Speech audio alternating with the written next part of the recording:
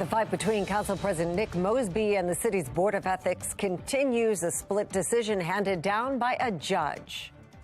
The 24-year-old Cockeysville man charged with shooting two officers and leading them on a 3-day manhunt denied bail. If we want to prevent many children from being caught in the school to prison pipeline, then we must act now.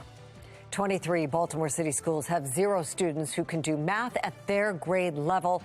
Our exclusive conversation with civil rights attorney Ben Crump as he joins the fight to demand better for Baltimore children. Live from WBFF in Baltimore, this is Fox 45 News at 6. And good evening, everybody. I'm Mary Bubala. Fox 45 News at 6 starts right now with the exclusive Fox Track, your Baltimore Minute. On Super Bowl Sunday, gunshots rang out in Towson near Chesapeake and Washington Avenues. Then shortly after, a car crashed about a block away. Baltimore County Police say one of their officers approached the vehicle and found a man with gunshot wounds. We believe it was targeted, and our victim has since been charged with firearms possession. So at this point, we don't believe there's an active threat to the community. The suspect or suspects who shot him are still on the run. This used to be a nice area right here. David Linthicum, the 24-year-old accused of shooting 2 Baltimore County police officers, critically injuring one of them, will remain in custody. Linthicum's public defender waiving his bail hearing inside Baltimore County District Court this afternoon. These court documents detailing on February 8th, Linthicum shot the officer who responded to the home after his father reported he was suicidal. Then the next day, shot Detective Chi when he tried to stop Linthicum during the search for him. The detective critically injured and rushed to shock trauma, where he remains.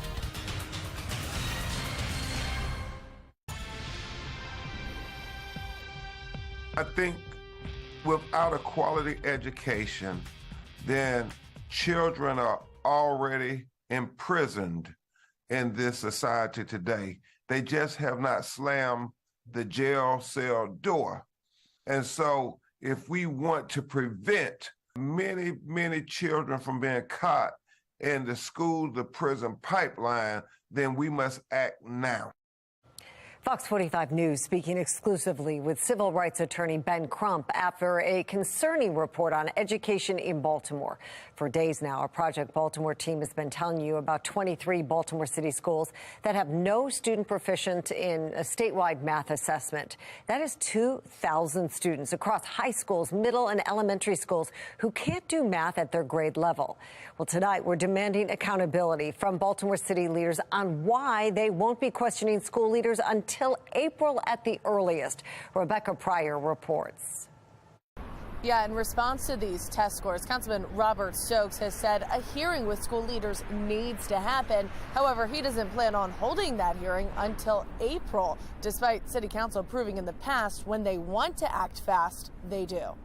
State testing revealing shocking scores in city schools. Fox 45's Project Baltimore combing through the 2022 MCAP results, finding at least 23 Baltimore City schools with 0 students proficient in math. But the setback has few city leaders stepping up to close the gaps. Last week, Fox 45 sending questions to the mayor's office asking, do you believe a change in school leadership is necessary in Baltimore? If not, why not? And how do you defend these results? The mayor ignoring our questions, along with Councilman Ryan Dorsey. Well, I don't have any interest in talking to anybody from any Sinclair Broadcast Group affiliate. Why is that? Meanwhile, Councilman Robert Stokes, chair of the Education, Workforce, and Youth Committee, says a hearing needs to be held to demand answers from school leaders.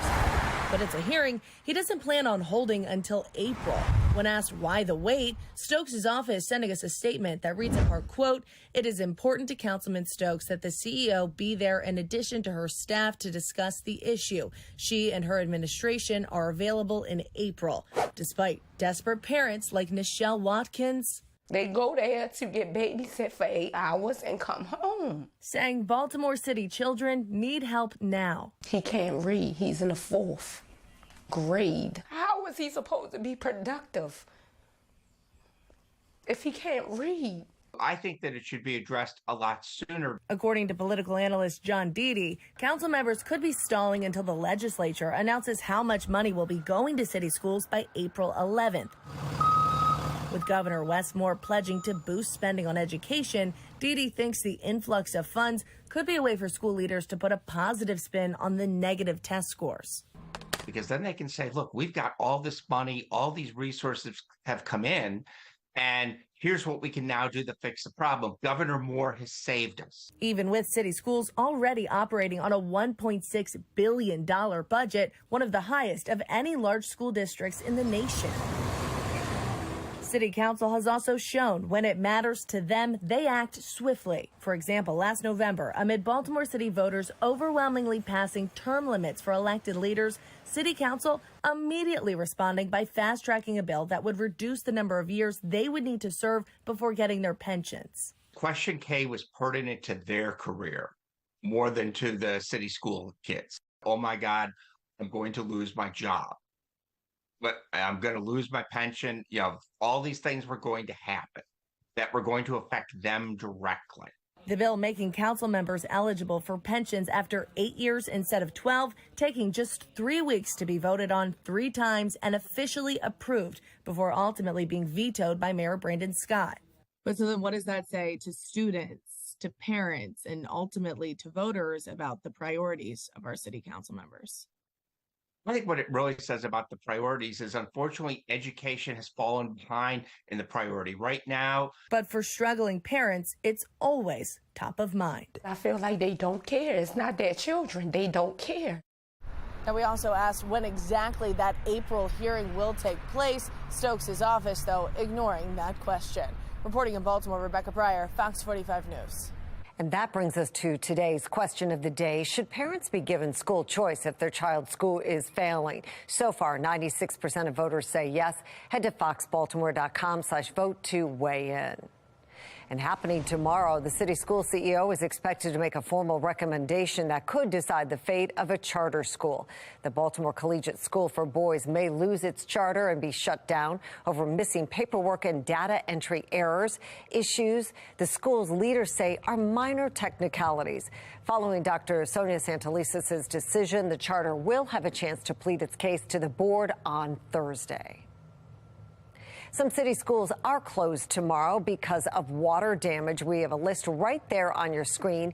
These schools were shut down today as well because of that water damage. They'll once again be closed tomorrow. Now, a Fox 45 News alert in 3, 2, 1. Cockeysville man accused of shooting 2 Baltimore County police officers waives his bail hearing. 24-year-old David Linthicum did not appear on camera in court today. He's facing nearly a dozen charges, including the attempted murder of his father. Linthicum is accused of shooting the officer who first responded to his Cockeysville home last week. His father had called 911 reporting Linthicum was suicidal.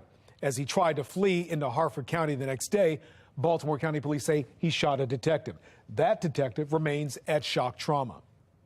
Now, neighbors Fox 45 spoke to off camera said the father and son were private and kept to themselves. Linthicum is scheduled to have a preliminary hearing March 10th. Mary? Kai, thank you. And this just in, a decision tonight in the ethics case against City Council President Nick Mosby. A circuit court judge has upheld 2 of the 3 ethics violations against Mosby. The case stems from a legal defense fund set up for the council president and his wife, former city state's attorney Marilyn Mosby. The city's ethics board said Mosby had violated rules when he failed to report the establishment of the fund. The judge sided with the board on that accusation.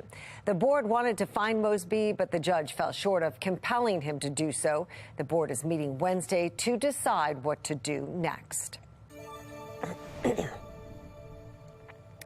And here's our look at today's top trending stories. Number 1, a hearing on Governor Wes Moore's pick to run the Maryland Department of Juvenile Services.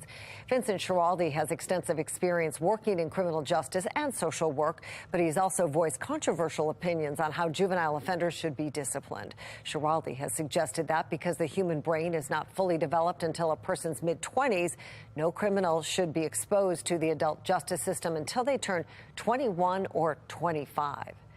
Number 2, members of the Poppleton community filing a complaint against the city of Baltimore, the city council, and Mayor Brandon Scott. The nonprofit Economic Action Maryland and Angela Banks, a member of the Poppleton community, say the city has violated the Fair Housing Act by claiming eminent domain to take residents' homes.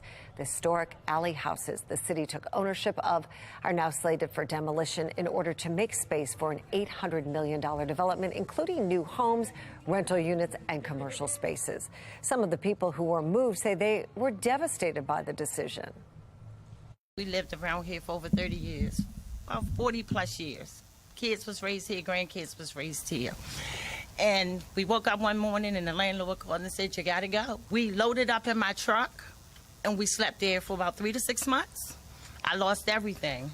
Everything I worked hard for, everything that I had, I lost.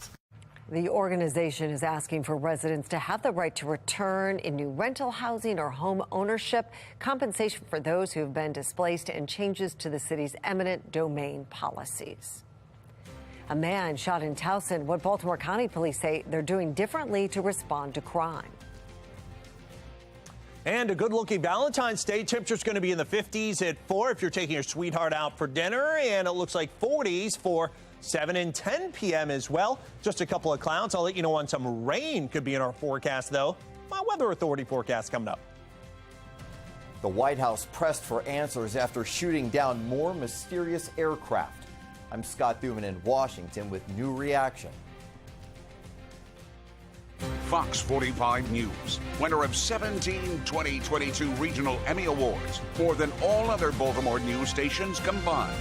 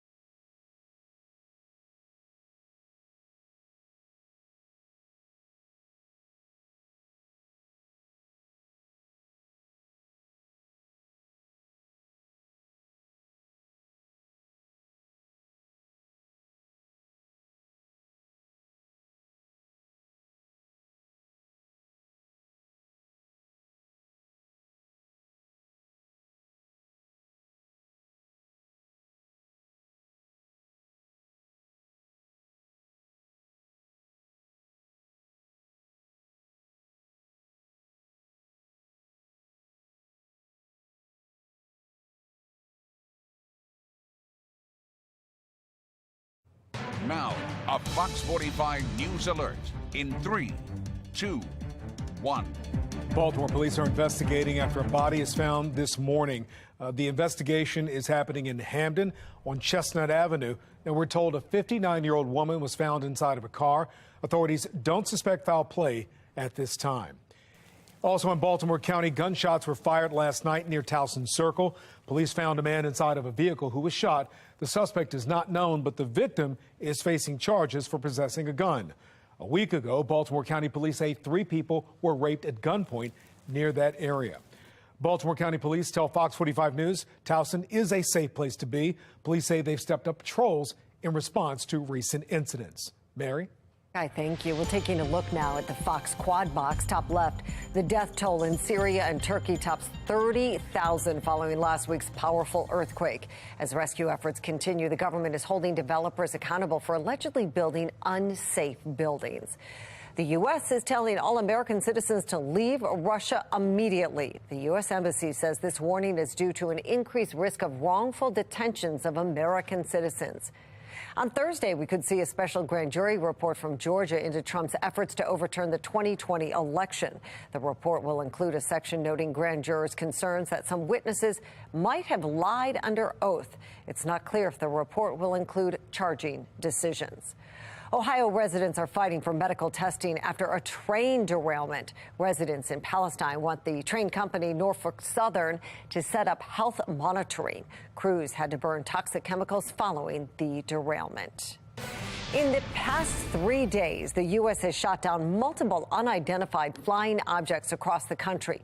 The White House and lawmakers are being pressed for answers, but admit they, too, are still searching for many. Sinclair's chief political correspondent Scott Thuman now with more. One of the reasons that we think we're seeing more is because we're looking for more. Plenty of questions, not as many answers about the sudden increase in activity over U.S. skies and who is responsible. We know the first one was Chinese. They admitted it. These 3, we don't have attribution for right now. We don't know who owns them. Lawmakers acknowledging the frequency of incidents could coincide with the U.S. recently enhancing its radar detection system. Until a few months ago, we didn't know of these balloons. Our intelligence and our military did not know. This went as far back as President Trump, at least 3 times. It's wild that we didn't know, isn't it? It is wild that we didn't know. These are the ones that we do know about so far. Of course, there was that first takedown off the Carolina coast. But since then, U.S. fighter jets have shot down foreign objects near Alaska on Friday, in the Yukon on Saturday, and then here over Lake Huron near Michigan on Sunday. Critics wonder, is the administration reacting more quickly now due to political pressure? And have objects been violating America's airspace for a long time and only now being noticed? UAP reports have been around for decades. These hearings last year after Congress required the Pentagon to create an office to investigate unidentified aerial phenomena, the new term for a UFO. UAPs are unexplained, it's true, but they are real. They need to be investigated. NORAD, the military coalition protecting North America's skies, saying nothing can be ruled out. Have you ruled out aliens or extraterrestrials? I haven't ruled out anything. We continue to assess every potential threat unknown that approaches North America. But if the latest intercepts are Chinese surveillance aircraft like that first one, China claims the U.S. should look in the mirror, citing at least 10 American balloons in Chinese airspace in the last year, something U.S. officials deny. In Washington, I'm Scott Thuman. Fox Triplecast this evening looking great. Look at the pretty in pink on the Mile 1 Towson cam. Nice sunset, and also the Toyota East Utah Harbor Sky Cam is, well, pretty dark right now, but still nice clear shot as clouds. They played us earlier, but now that moving out. Latest weather maker is well off into the Canadian Maritimes, and the next one is way out to the west in the Rockies. So in between some nice tranquil weather. Mile 1 Towson cam now 53, hit a high of 58 today. It should be in the mid to upper 40s this time of year. So you think, yeah, it felt kind of mild. Well, it was. Winds out of the southwest at 9. Humidity at about 24%. And we're only on our way up in terms of the temperature department here. Temperatures in the 40s and 50s right now, about 15 degrees warmer than just 24 hours ago. Latest weather maker again up in the Canadian Maritimes here with some rain and some snow that way. That's what gave us all the cold rain yesterday. Missed out on the snow around here.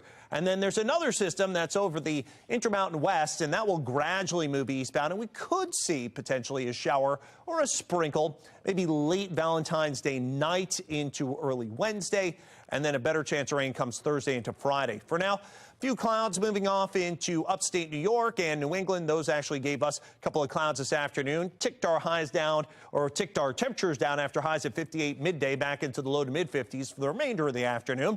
But nice and warmer as we head into tomorrow. Fair weather high pressure going to rule the roost. Look at all these near 60 to 60s in terms of temperature readings here, all the way from basically, say, central Virginia southbound toward Florida as you head west into Texas. And it looks like that air is going to stick with us tomorrow, and then even warmer yet builds in for Wednesday and Thursday. We could be seeing highs well into the 60s. So for overnight tonight into early tomorrow morning, temperatures generally in the 30s for tomorrow, looking good, although a couple of patchy clouds late in the day for heading out to a Valentine's Day dinner. There's a couple of sprinkles tomorrow night into early on Wednesday. Then that moves out and high temperatures back in the 60s again as we work into the middle and end of the week. 33 clear tonight, looking good tomorrow. 58 lots of sunshine for Valentine's Day. Pleasant for this time of year. Could be a lot colder.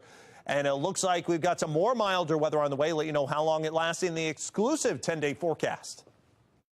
Weather Window, presented by the National Weather Desk. Here's something you don't see every day, a perfect 360-degree rainbow. Hawaii's Division of Forestry and Wildlife recently captured this amazing shot over Waimea Canyon on Kauai. In theory, rainbows on the ground are circles too, but relative to our eyes, the horizon cuts off the bottom half. More optics, the combination of snow and a gorgeous sunrise made for a picture-perfect morning in eastern Tennessee. For more content like this, follow the National Weather Desk on Twitter. Disappointed is the main word.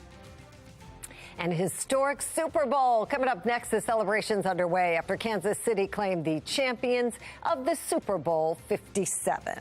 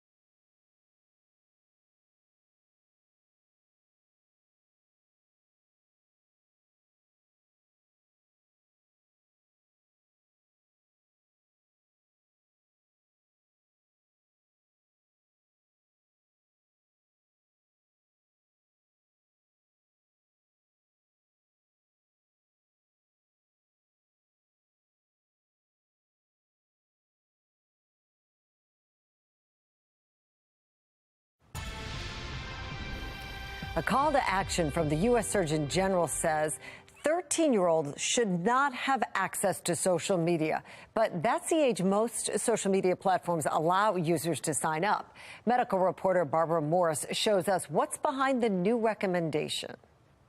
The skewed and often distorted environment of social media often does a disservice. Dr. Murthy recently on CNN. His comments are right on point, and they're backed by evidence-based research. Frances DeLumba is a licensed pediatric social worker. Too much screen time is linked to issues with depression, anxiety, body image issues. The challenge for parents is how to set limits. Our world is so internet-driven right now, and we definitely saw an uprise of that during COVID. So where to begin? You're paying the bill, so I think you should start right away having that conversation about you can go on certain apps, but I have to have access to your password. There are also ways to set screen time limits on your child's iPhone. Parents have to be vigilant to kind of be the security guard. She says TikTok, Instagram, and some other social media sites should be off limits to those 13 and younger.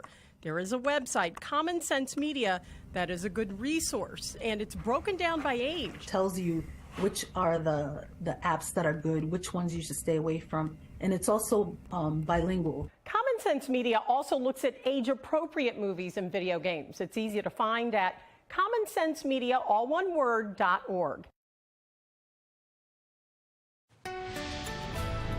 All right, exclusive 10-day forecast taking us to temperatures near 60 on Tuesday for Valentine's Day. Real nice day. Morning sprinkle, otherwise warmer with sun returning on Wednesday. 66, mid-60s on Thursday. Should be a 46 for an average high. We correct that a little bit with some morning rain, then afternoon clearing, blustery on Friday. Chilly day on Saturday, but we're back at it again with 50s near 60 as we head into the middle of next week. Jonathan, thank you. Well, finally tonight, Super Bowl 57. Now in the books, we all know Chiefs fans, they are still on cloud nine. This is the best day ever! You saw everybody pour everything out on that field for the second half, and sure enough, that Chiefs came away with victory, baby. I fought through, and we were able to win the game. An all-night celebration from Arizona to the streets of Kansas City. The Chiefs narrowly taking home the Lombardi Trophy for the second time in 4 years. They beat the Eagles 38-35. Patrick Mahomes solidifying himself among the all-time greats. Heartbroken Philadelphia fans taking to the streets and addressing the controversial call minutes before the end of the game. Disappointed is the main word. Yeah, but another big highlight, Rihanna confirming she is expecting a second baby. That's why she was rubbing her belly during her halftime performance. Well, that's all for Fox 45 News at 6. Family Feuds next. We'll see you back here for the news at 10 tonight. Thanks for watching. Have a great night.